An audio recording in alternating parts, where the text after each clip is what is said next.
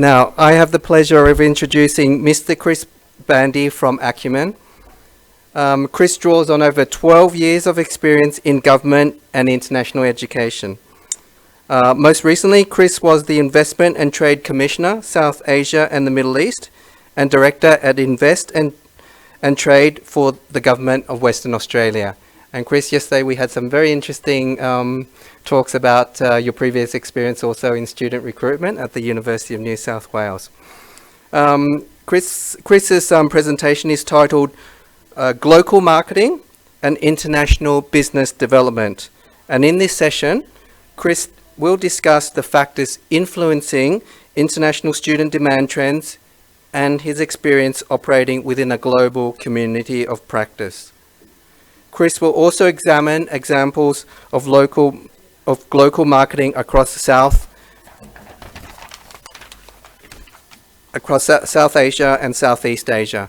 I'm really looking forward to this presentation, and I know Chris brings some rich experience with his experience abroad to share with us today. Can you please join me in welcoming Chris, Mr. Chris Bandy. You've taken my notes, I think. Beautiful. Thank you very much for the warm introduction. It's great to be here today. First of all, I would like to acknowledge Australia's Indigenous and First Nations people, the world's oldest continuous surviving living culture, and acknowledge the land on which we meet today, Gadigal country of the Eora Nation, and pay my respects to elders past, present and emerging. There we go. Beautiful, we're away. As mentioned, my name's Chris Bandy and I'm Acumen's Partnership Development Director for Australia and New Zealand, and I'm extremely humbled to be here today to speak at the 2022 NEAS Going Glocal Conference.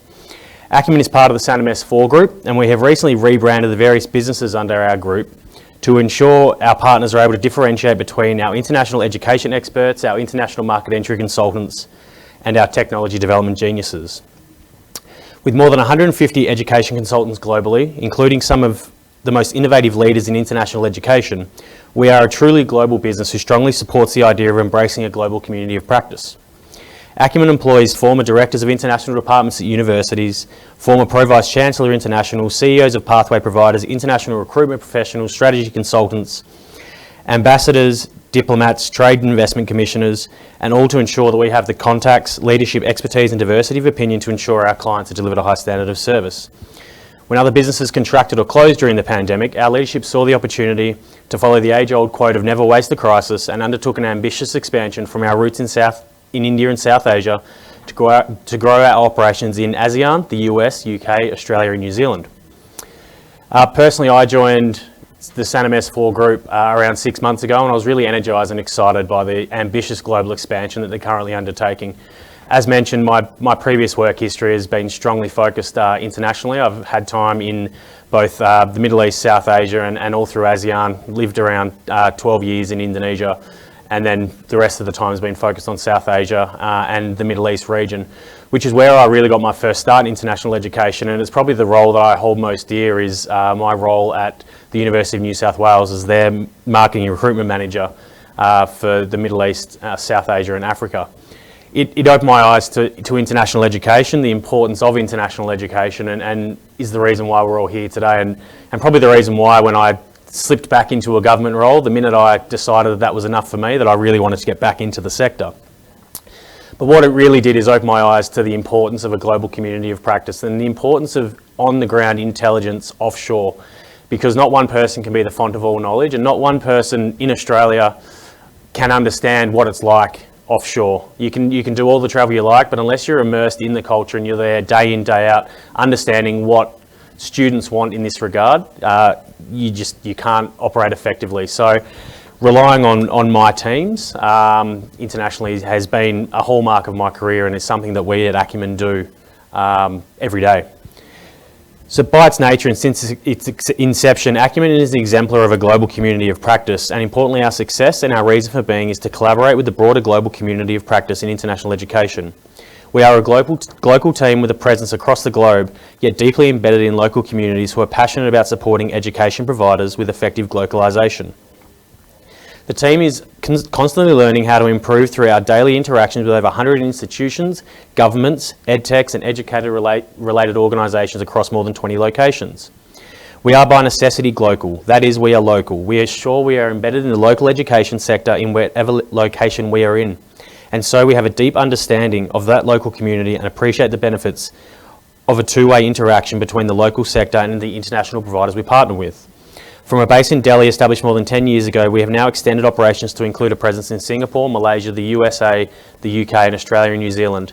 And it's here that we share the understanding of our international markets with our source markets in Australia, New Zealand, Canada, USA and Europe. We bring a global perspective to everything we do, and that benefits our partners, including English language colleges, VET providers, universities, governments and industry peak bodies in 20 countries around the world. So today I'll bring you one perspective of global marketing and international business development that draws on our global experience in our community of practice.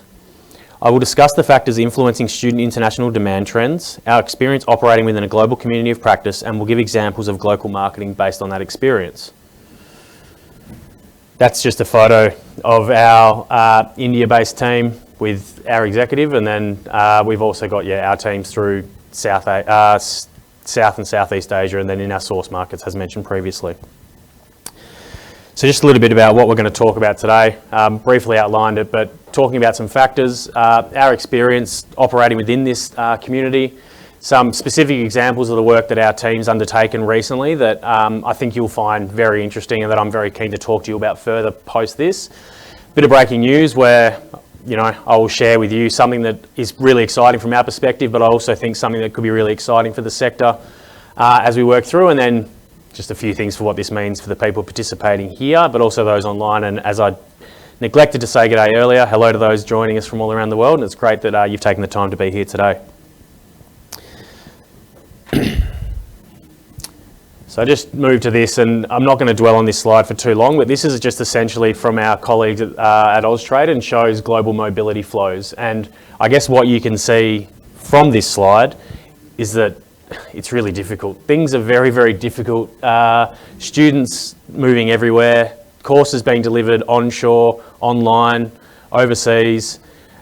It just goes to show the complexity of the sector in which we work. But the reality is trust kind of overrules everything. And if we can gain the trust of our international education partners and international students, that's going to go some way to deciphering this abundance of lines that you see on the screen in front of you. But as we all know, 2.5 years ago, Australia closed its borders to international students. The borders were also closed to those of us in international education wishing to leave Australia, to travel across the globe, supporting the intentions of students to study internationally. But we're still here. The sector has survived. Sadly, many of our colleagues are not. Our industry survived, and we are looking now to thrive. We have done this together. And whether your role is teaching, leading, administering, marketing, recruiting, or any other vitally important functions, we all need to operate in this crazy international education environment. Your ongoing engagement is key to how the sector proceeds and how much we thrive, and perhaps more importantly, how we adapt to the new reality. For I don't believe that we will see a snap back to the world of pre-2019. Certainly many of the factors influencing international student demand trends in 2019 are still present in 2022, but how they play upon us in Australia and on the ELICOS sector is less certain. So in my presentation today, I'll take a bit of time to explore that. I'll try to focus on the real and concrete, not so much on the abstract and the statistical, by looking at the Acumen experience of operating within a global community of practice. We all receive the data, or someone in your college or school receives the data from the myriad of sources that exist. So I'm not going to dwell on the data itself. Of course, the data is extremely important, but it's how we apply this data in a meaningful and productive way that matters. This is where we benefit from operating within a global community of practice, because none of us has all the data, none of us is the sole point of knowledge, and none of us on our own can possibly decide how to apply it. It is this community of practice made all the more powerful by being a global community, and even better, a Glocal community, that both allows us to make decisions and to share the benefits of those decisions. So where can we see this in action, and how do we know it's effective? And how do we know what is right for a certain set of stakeholders? And if going Glocal was not the theme of this conference, I would probably still have chosen to focus on this. Why? Because right now, as we draw towards the end of the first half of 2022, it is vitally important that we do our best to understand and appreciate global marketing and international business development. Language teaching and learning, English language teaching and learning in particular, is perhaps one of the best examples of global activity. And my role in that of Acumen is Glocal marketing, recruitment and business development, and supporting all of us who need to benefit from Glocal marketing. 2 years ago, after Australia went into its first lockdown and the borders closed on international student arrivals, they were suddenly reopened. And if you don't remember the actual date, I'm sure you remember the event. The announcement on December 15 last year, Australia allowed firstly some small pilot schemes, the so-called safe corridors for international students in January of this year. For example, 250 students returned here to New South Wales under the New South Wales ISAP, with similar plans in other states and territories. And shortly after, we allowed vaccinated returning Australians, international students, working holiday makers, and even some tennis players, although not all of them remained. And I'm from WA, so as they say in Western Australia, WA stands for wait a while, and that's what we had to do with the borders. But now that we're open and our country is once again whole, it means that we collaboratively can work together as a nation, but it also means that we can once more get out and reintegrate with the rest of the world, which is a huge positive. There was probably not enough advance notice of this decision and not enough lead time between it and Semester 1 course commencements for individual international students and the market more broadly to respond to this opening for its full impact to be felt on that intake. The loss of so many commencements across all sectors in 2020 and 21 not only impact current student numbers, but impacted the flow on through the pipeline of various pathways and feeder programs. Student commencements in the ELICOS sector, the first touchpoint for so many international students, were down by 58% in December 21 compared with 2020. Enrolments were down by 61%. That means fewer students moving through ELICOS colleges to VET and higher ed programs. And in total, only 50,000 international students arrived in Australia in Feb 22, compared to more than 150,000 who came to Australia before the pandemic in Feb 2019. There is a little more time for the impact on the numbers for the second half of this year, and the full impact of S2 will only be known in a couple of months when DEAS and Austrade release the figures. So there are expectations that 2023 commencements will be the first serious test of how the market responds to the reopened international education sectors. And certainly the PVCI CEOs and more importantly the finance managers are eagerly awaiting this information. The realists among them do not anticipate a snapback to 2019. Even if numbers do return, the 2023 student cohort will be different, and not just because of COVID. There have been other very significant factors affecting the market. Impacts as a result of the activities in China, Russia, the Ukraine, international competition, Biden's activity in the US, state and federal government elections in Australia, the impact upon agent networks and more. And research suggests many students now have a significant lack of trust in Australia. A survey of over 3,000 students indicated the PM's statement telling temporary visa holders to go home when COVID-19 hit hard damaged the country's reputation among international students, many of whom were unable to return back to their home country and who then felt isolated in a country that was meant to be welcoming them. Another survey of international students found that 2/3 of the international students working in Australia lost all their work during the pandemic, 28% had to change their accommodation as a result of the pandemic, and 1/3 reported having to access food packages from their university. Luckily, as a sector, and particularly the ELICOS sector, we did reach out, open our arms and do whatever we could to help, but there were still some concerns, and there still remains some concerns from the student cohort as to what may happen if the pandemic ramps up again, God forbid, or if another black swan event happens in their time studying. But will the 2022 cohort be the same and have the same spread across sectors and providers? I would suggest not. The ELICOS sector in English language training more broadly is often seen as the canary in the coal mine and the first sector to be hit by declines in student commencements and impacted by declining enrolments in a shorter period of time than universities, for example. And that's the nature of the sector in its student cohort. But in some ways it may also be the first sector to be revived. What happens to the ELICOS sector is important to all of us, and it's also important to the industry overall, and that's one reason at least why the federal government has provided several $1 million of support for the ELICOS sector with the Innovation Fund followed by the Innovation Development Fund. The factors influencing international student demand trends still include the push factors of changing global demographics, growing international student mobility, the need to find meaningful employment away from home, skills gaps at home, safety and security, quality of life, and the relative quality of local international education and training. They still include the pull factors of world-class educational facilities and pedagogies, of competitive pricing, of postgraduate outcomes in employment and migration, and the perceptions of a better quality of life, including environmental health. But some recent forecasts are that international student enrolments with foreign higher educations will reach 8 million by 2030. That is 3 million more than were abroad in 2019, and that their total spending will amount to more than double than what happened before the pandemic. But there are new factors, or at least a shift in the importance of some factors we all know and we have known for many years. The dangers of having all of our eggs in one basket, diplomatic and trade tensions with our major source market are bearing witness, and we have not seen the large numbers of Chinese students coming back in the first few months of 2022.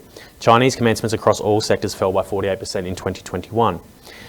Of course, few amongst us ignored this prospect, and we've always sought to diversify the student cohort and diversify the risk. Those who were more successful than others now find their eggs in a different basket and potentially opening themselves up to similar exposure, with India currently ranked number 2, Nepal number 3, Vietnam 4 and Malaysia number 5. We're very exposed in a small range of markets.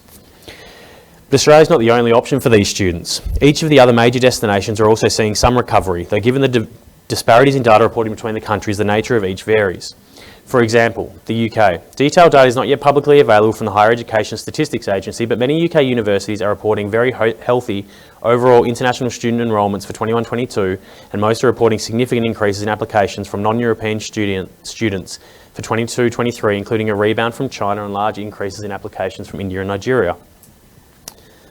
But Glocal takes on an interesting connotation when we look at the trend towards students preferring to study internationally but closer to home in their own neighbourhood.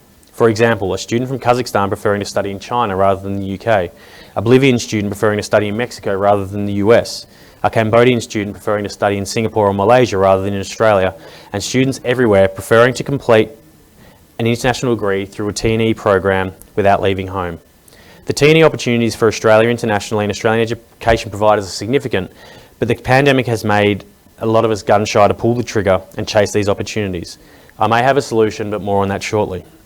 However, we have seen recent examples, including the University Grants Commission in India allowing Indian universities to offer twinning, joint and dual degrees with international universities, with Modi himself promoting the FinTech city in Gujarat as a base for international institutions not to be bound by the standard regulatory impediments one would face in India. Whoever makes the leap into these markets will have first mover advantage and instant brand recognition, but who can justify it? When you add to this that EdTech is booming, we are yet to see the full impact of the growth in this sector and its impact upon teaching and learning. But there is no doubt it is booming, and not only in large Western countries where there is a flawed view of our technological dominance. In 2020, China made up 60% of all global venture capital investment in education, the USA 15%, India 14% and Europe 5%. In the English language teaching industry, online language learning apps and platforms are having an impact driven largely by artificial intelligence tools. These developments are patchy, not yet finding their way into academic English programs, for example, but they are likely to drive expectation spillover among students and other learners. A notable development in online English language provision is the rise of digital language learning tools, or more specifically apps and software as a service formats, developed from desktop courses first made available in the mid-2000s. Revenue in the digital language learning sector increased 33% to US dollars 6.2 billion in 2020. Online services account for around 10% of total income in the language learning industry. The world's largest learning app, Duolingo, finished 2020 with 500 million registered users and is of particular interest to the international education sector given the widespread institutional recognition of its English language test. Though market shares are of course subject to change, all 5 leading apps, Duolingo, Busuu, Memrise, HelloTalk and Tandem, are on a growth trajectory. The recent move online needed to be swift, and online course types largely reflect online on-campus course offerings in content and outcomes. There is, however, an obvious distinction between designed for online and adapted for online. Digital language learning platforms and native apps are innovating with a variety of delivery tools, mainly asynchronous, and registering millions of learners. Very briefly, we're also seeing some similarity in the pre-pandemic pull factors such as world-class education facilities, competitive pricing and graduate outcomes. More than ever, graduate outcomes are a major pull factor as well as a push factor. Of course, opportunities for employment after studying, whether it's remaining in Australia to work or going home, or even to a third country to find better employment opportunities, have seen an important consideration for anyone who is adventurous enough to leave home and study in Australia. The policies, strategies and campaigns of competitor destination markets remain extremely important. They have all been impacted and are seeing widely different impacts on their student cohorts.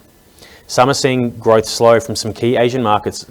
For example, the US and Canada are experiencing declines from China, South Korea and Vietnam, while the UK is hosting fewer Malaysian students. And for some students, the prospect of work rights, visa extensions, permanent residency status and perhaps citizenship are important considerations as well. But there are also changes here, including enhanced online delivery and easier access to it, expanded T&E programs, more effective sales and promotion, and like all human interaction, it has a lot to do with trust. Now let's look at some actual examples of Glocal marketing and business development in South and Southeast Asia and beyond. I will highlight 4 examples that the Acumen Global Community of Practice have implemented. Firstly, the 10,000 Indian Voices survey.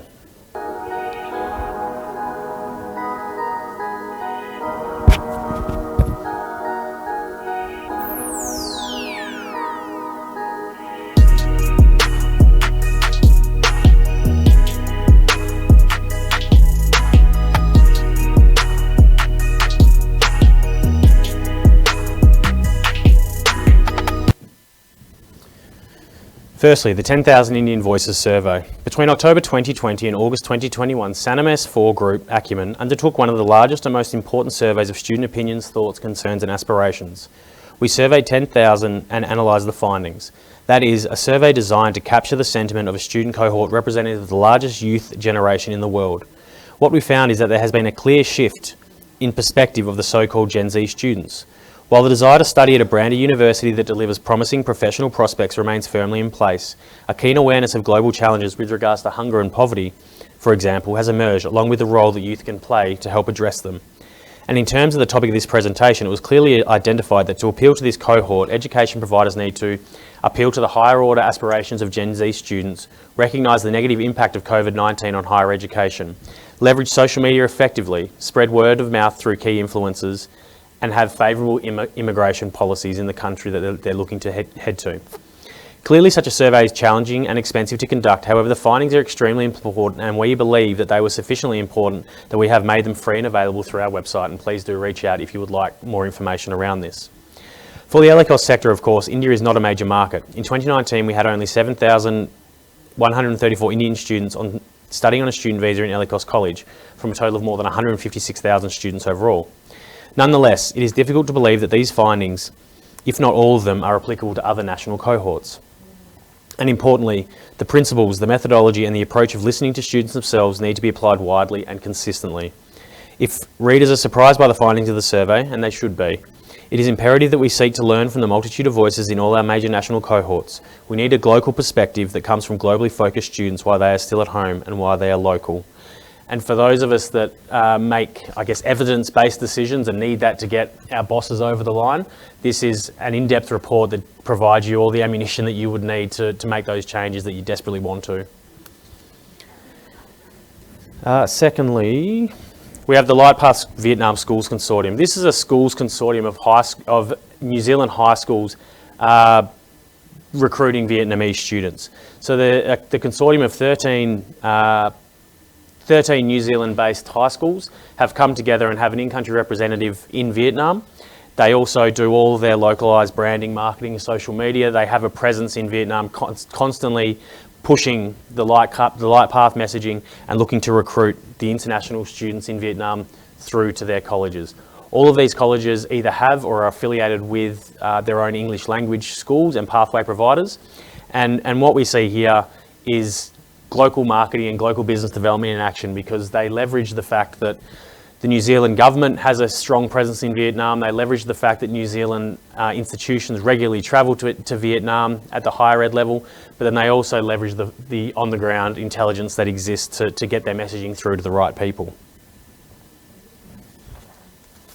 And the key elements of this are essentially cost-effective, local, high-quality representation, providing the ability to represent at fairs and other promotional events and engage agents consistently.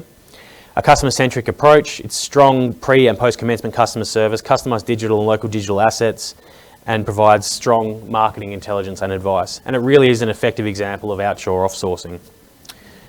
And driven by the environmental sustainability, cost and tyranny of distance, but more importantly from the valuable learnings about globalisation coming out of the last 2 years, many in the sector are realising that there's just not the same justification for putting people onto planes and parachuting them into distant lands for a week or two of exhibitions and interviews.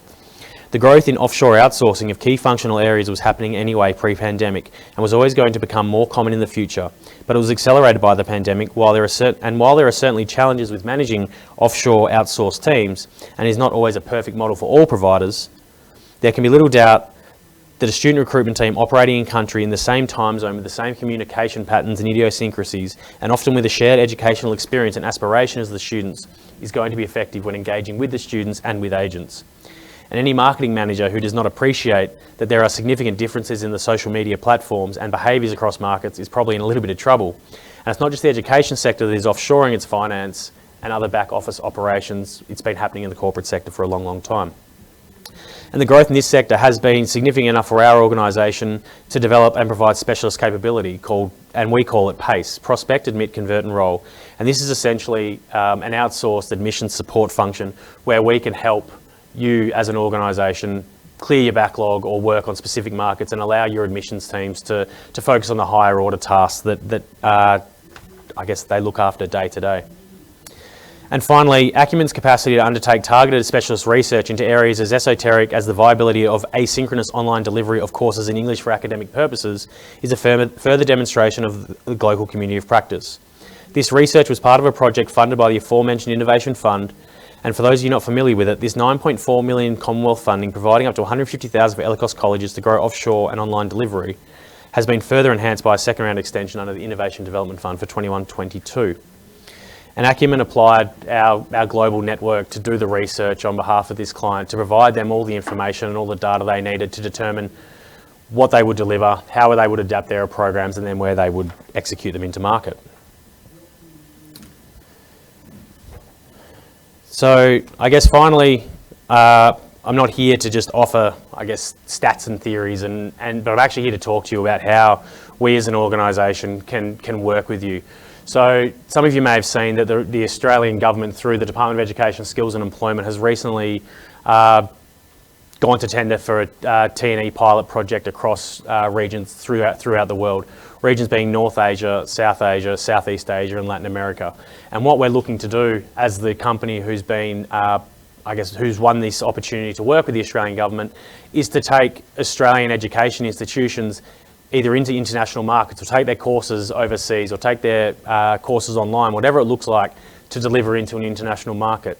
And with a major source market, I guess, being Latin America and also the Southeast Asian market for the EdTechs providers, as well as North Asia, we think there's an opportunity to work with EdTechs providers that are interested to globalise and look at T&E options. We will start the community outreach very soon, and I look forward to engaging with you on this. But if this is something that might appeal to your organisation, please do reach out.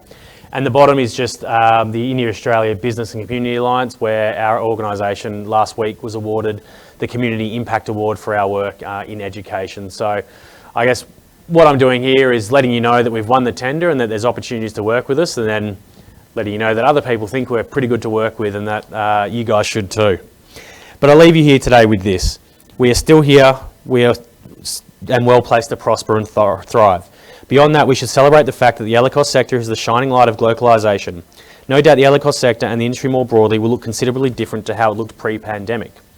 But just as the EdTechs sector has led the way in the globalisation of teaching and learning, it is now well placed to lead the globalisation of marketing, business development and student recruitment. And myself and our organisation look forward to working with you all to realise these goals. So thank you very much.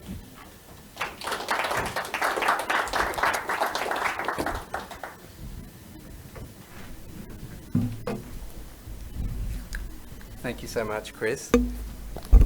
I really enjoyed that presentation, Chris, and a couple of things really stood out for me. The emphasis that you put on having a really effective internationalisation strategies for those aspiring to have an effective recruitment strategy is really important. And you talked about the on-ground intelligence and how vital that is. And I think gone are the days when international student recruiters could think that they could go overseas, catch a plane, drop off overseas, have a couple of brochures, drop them off at an agency and expect to reap students through that type of method. It is a very outdated type of thinking. And you also had some thought-provoking issues that looked at the no snapback into 2019, and I think that gives us a lot of thought. No snapback, and what does that mean, and what do we need to do? Now, I've got some really good questions, and I'll go straight to them.